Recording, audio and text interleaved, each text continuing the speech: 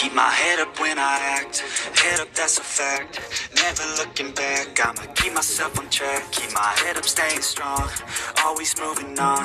Feel I don't belong. Tell my thoughts to move along. Push myself to be the best. Die with no regrets. Live with every breath. See my message start to spread. And I had so many dreams. Then you hit your teens. Life ain't really what it seems. Try to find out what it means. Always do it on my own, so I gotta get through it. And the only thing I know is to love what I'm doing. Never give up, never slow till I finally prove it. Never listen to the no's, I just wanna keep moving. Yeah, I put out all the stars, it's my only medicine. Yeah, everything I do, I'm just being genuine. Yeah, I'm sick of being screwed, feel my own adrenaline. Yeah, I do just what I do, and I hope you let me in. Chơi game này cũng bởi từng chơi game này nhưng mình chơi ít á. Mình chơi có mấy ván nên mình chơi được cái hồi 2018. Rồi đây từ đấy đến giờ mình chưa chơi thêm. Bây giờ mẹ mình thử chơi. Đấy. Mình mong là mình sẽ không bị ăn hành. Nhưng mà Shadowfire 2 mình chơi cực kỳ đỉnh. Mình nghĩ là Shadowfire 3 lại không làm khó được mình. Nhiều bạn bảo là tiếng to quá luôn, lấn cả giọng. Ok, bây giờ mình sẽ để cho tiếng nó nhỏ. Working hella hard until I get just what I want. Yeah, rises like the sun, fatal like a gun. Shooters gonna shoot and I'm gonna shoot until I want. Always do it on my own, so I gotta get through it. And the only thing I know is to love what I'm doing. Never give up, never slow till I finally prove it. Never listen to the no's, I just wanna keep moving. Yeah, I put out all the stars, it's my only medicine. Yeah, everything I do, I'm just being genuine. Yeah, I'm sick of being screwed. Feel my own adrenaline. Yeah, I do just what I do, and I hope you let me in, yeah. Đấm chết nào. Hả? Ván đầu luôn thắng rồi các bạn nhớ, đây là một ván huấn luyện. Giết mô.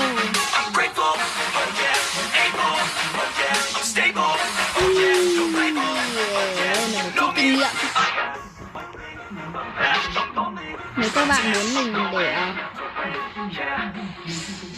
Nếu các bạn muốn mình để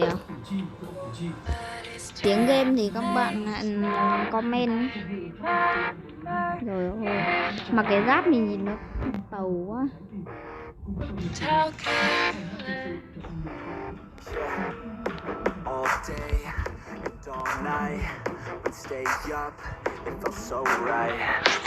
Mình mong là tiếng này ổn nhá, chứ mình nghe đấy tí bé lắm.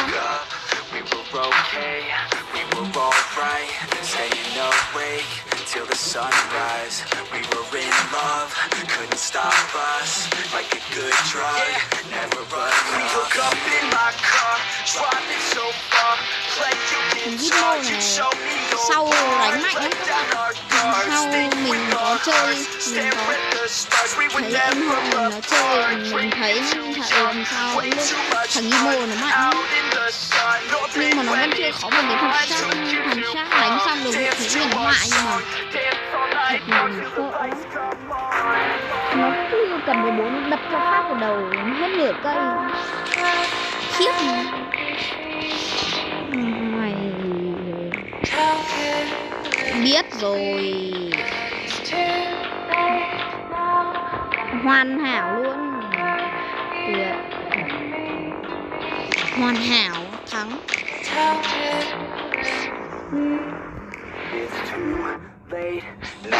Nhạc này mình khá thích nghe. Thằng em mình nó kêu bật nhạc nhiều thế. And how careless we could be. Nếu các bạn không biết And how careless một chiến binh tinh nhuệ. Thần binh họ đến.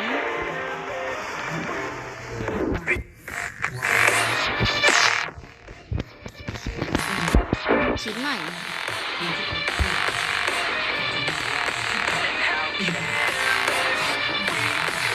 Để trang bị rồi. Tôi biết. Tôi nhảy có phải cho đội mỗi người.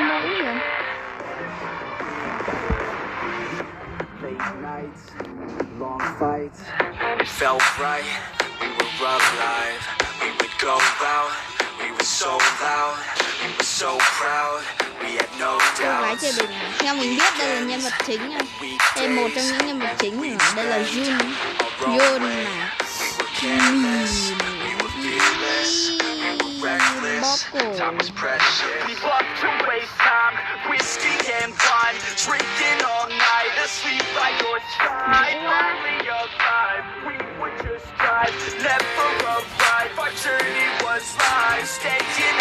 Mình chơi trên điện thoại cho nó rất là dễ chơi. Ui rồi thì ơi, em chém chết rồi. Xinh. Ao, ao, bong bong, ao.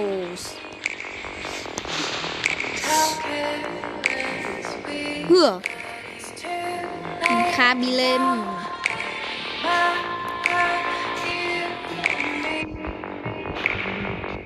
Hay phết, game này hay phết không ạ? It's too late now. I remember everything and how careless we could be and how careless we could be.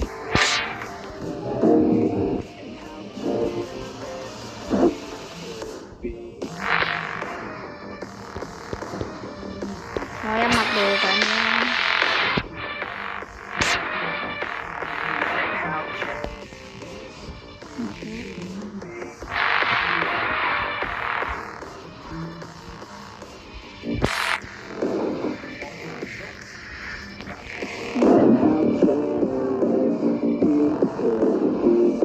Ôi phải xem quảng cáo à? Mình đã tưởng đồng miễn phí.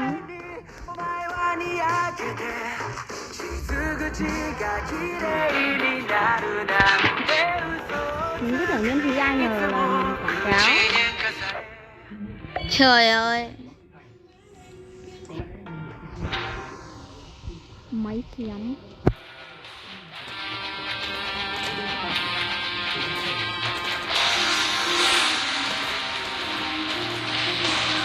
Để mình xem có gì không mình mua. Wow, cái bộ này khỏe thôi. Đằng nào sau mình cũng sẽ có mấy cái bộ khỏe hơn. Mình vào đây chả biết nên mua cái gì không nhỉ? Mình thì theo thói quen ấy, thì mình sẽ thường mua cái review này nhưng thôi mình mua cái nâng cấp thẻ, mình nâng cấp lên cho nó khỏe. Mình đã mua này. Mua này nâng nó lên này. Mấy cái này nó rẻ, mình sẽ mua để mình nâng cấp nó lên. Nâng cấp lên 88 luôn.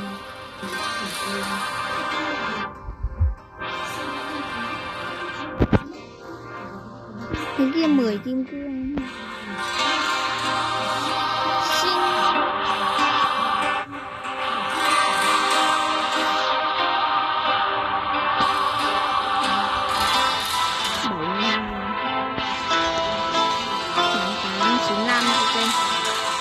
Có vẻ đi đánh nhau rồi. Boss của này chương 1 thân binh hối.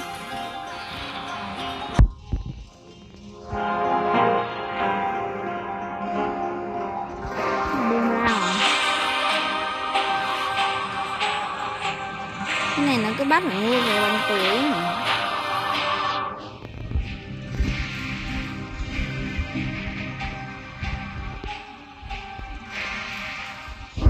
Huynh đệ sa ngã rồi. Ảo. Huynh đệ sa ngã. Huynh đệ ơi, huynh đệ.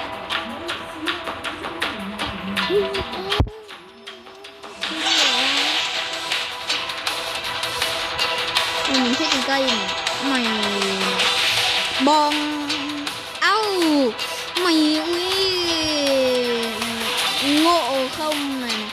Này thì ui, này thì gậy gì quên rồi. Bùm bùm.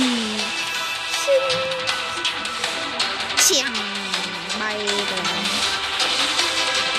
Này thì vậy như ý này.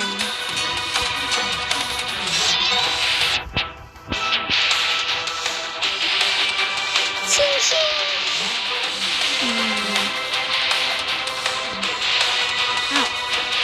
Bong. Bong. Xinh xinh. Bùm. Bong. Mày nào.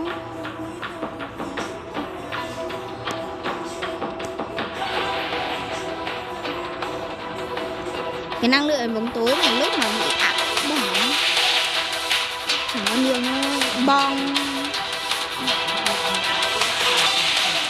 Bong.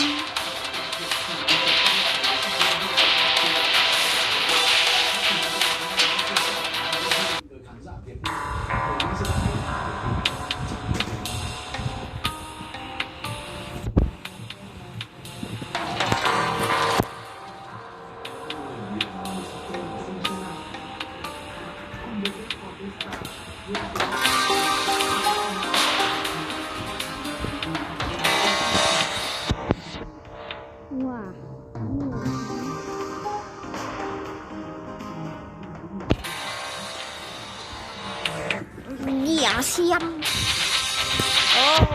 Vậy bây giờ bắt đầu có cái để đánh. Hãy tránh xa đối thủ của bạn để tấn công.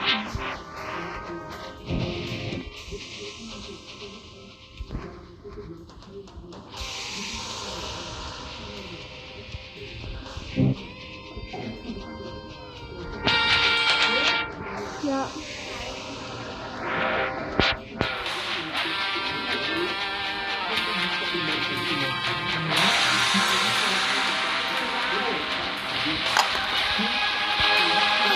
Có thể thấy là được rồi các bạn ạ.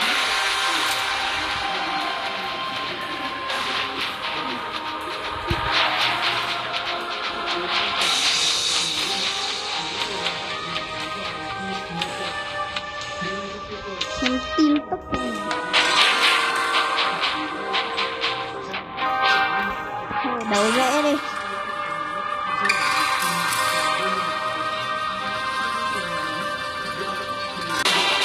Thằng kia bây giờ mình sẽ đánh ở đêm ra. Thằng đêm ra yếu.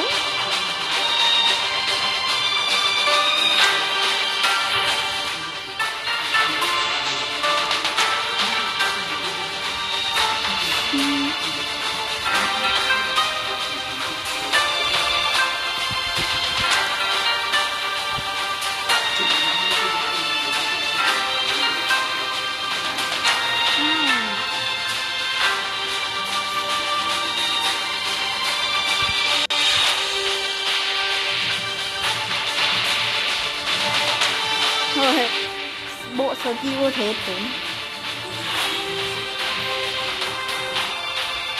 Đánh lại này. Xinh xinh xinh. Bùm.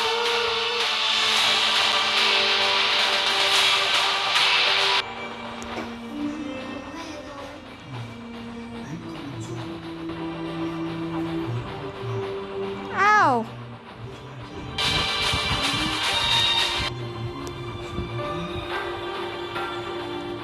Thêm bản careless.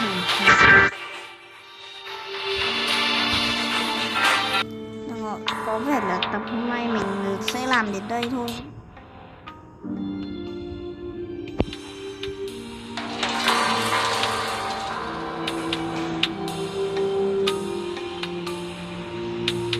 Các bạn thích các bạn hãy bấm like.